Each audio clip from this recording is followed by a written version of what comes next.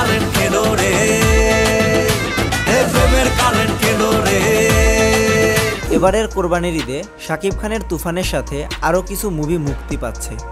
সেখান থেকে একটা সিনেমা হচ্ছে টাকলা ইকবাল, দুঃখিত এমডি ইকবাল পরিচালিত শাবনাম বুবলি ও রোশান অভিনীত সিনেমা রিভেঞ্জ, যেটা একটি অ্যাকশনধর্মী সিনেমা হতে যাচ্ছে। এই মুভির প্রমোশনের জন্য একটা গান রিলিজ করা হয়, তো গানটার নাম হচ্ছে প্রেমের কারেন্ট। এই ভিডিওতে বলার চেষ্টা করব গানটা কেমন হয়েছে। গানটা কি আসলেই তুফান মুভির গানের থেকে ভালো ছিল? উত্তরটা হচ্ছে যে না, গানটা একেবারেই নর্মাল। গানটার ভিতরে তেমন নতুন কিচ্ছু নেই, অর্থাৎ গানটা দেখার পর মনে হবে না যে মুভিটা দেখা উচিত। আর আমার মনে হয় না যে মুভির গল্পে এই গানটার তেমন একটা ইম্পর্টেন্স থাকবে। বুবলির নাচ সুন্দর থাকলেও ইয়াশ রোশানের নাচ তেমন একটা পছন্দ হয়নি। এখন পর্যন্ত মনে হচ্ছে তুফান মুভির ধারে কাছেও রিভেঞ্জ সিনেমাটা নেই। আর সম্পূর্ণ গানটা শোনার পর বলতেই হবে আমি একেবারেই এই মুভিটার জন্য এক্সাইটেড না।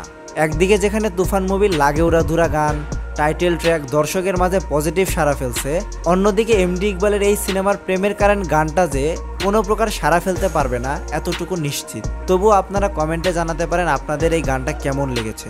সম্পূর্ণ ভিডিওটি দেখার জন্য ধন্যবাদ।